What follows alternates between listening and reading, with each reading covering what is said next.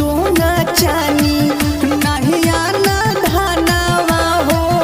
करेला बेटी एगो बेटी कोने आना नवा हो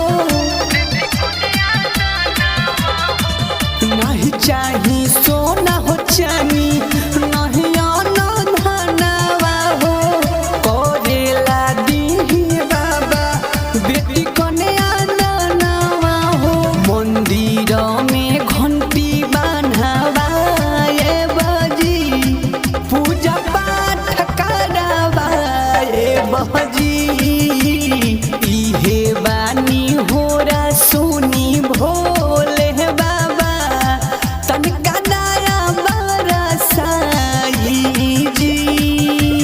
बोल बोल देवघर वाले बाबा की।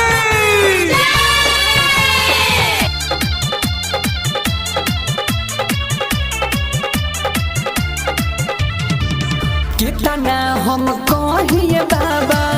राउर गुण गानावा हो पूरा कर दिए भोला सोचल सपनावा हो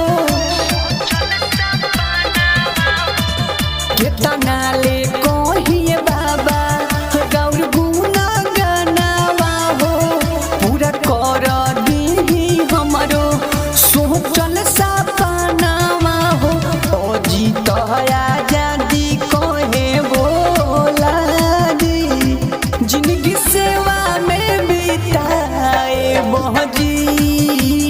धूम धाम से डीजे हम लियाए बोजी गाना रंजन के बजवाए बहजी दिहोनी बेटा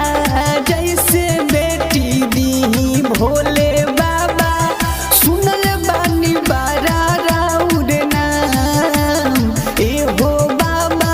सुनल बानी बारा राउर नाम दू गो कांवर लेके आई बजी जलवा रउए पर चढ़ाई बजी दिलावा के सारा धपुराई जी रउआ शरण में आई बजी। एक रिकॉर्डिंग स्टूडियो गोविंद चक।